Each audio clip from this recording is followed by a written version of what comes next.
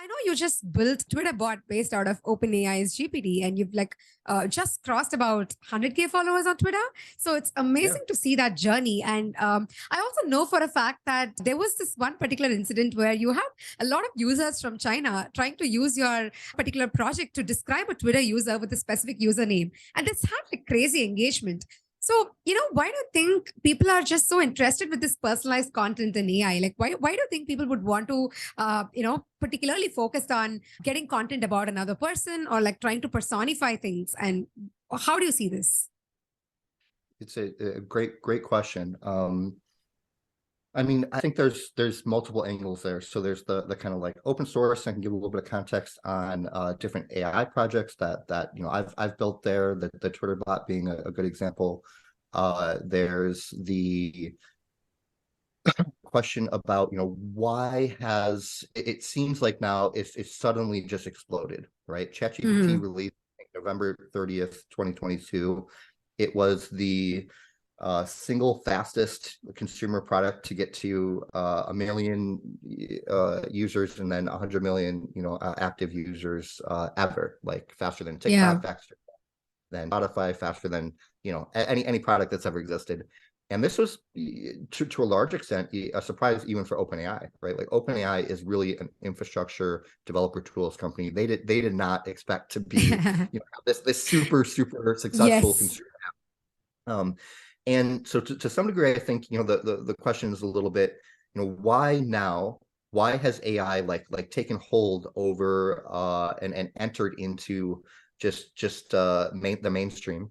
So why are there like different types of use cases for AI that seem to work really well, and others are lagging behind. Maybe I'll start with the open source just to give context about like my view on the stuff. And so I already said like ChatGPT launched, kind of the people in the tech bubble were like already like on top of it. I was super on top of it and excited about it. And a couple of days later, I released an API wrapper, unofficial API wrapper that allowed developers to create experiments, projects, hacks on top of it and integrate it into existing programs. So the ChatGPT NPM package, any JavaScript, TypeScript developer could create an app powered by ChatGPT. And to be clear, since a couple months after that, OpenAI released an official API, and I'm focusing on the official API now.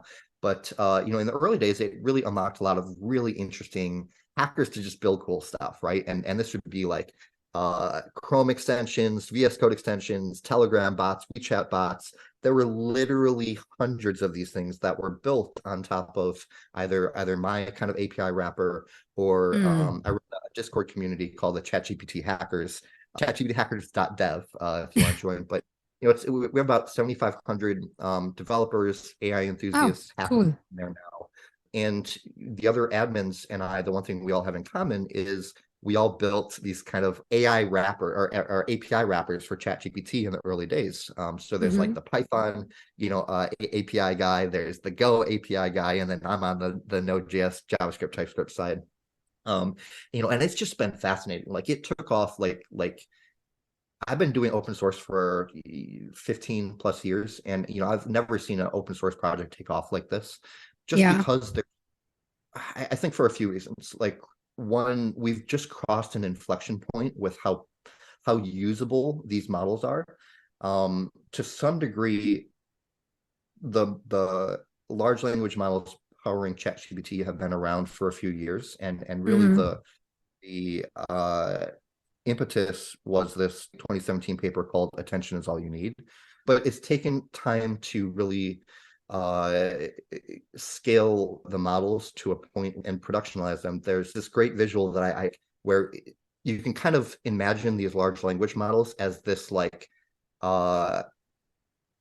this globular alien that even AI researchers don't totally understand how it works. Like it really is an alien form of intelligence. It's a different.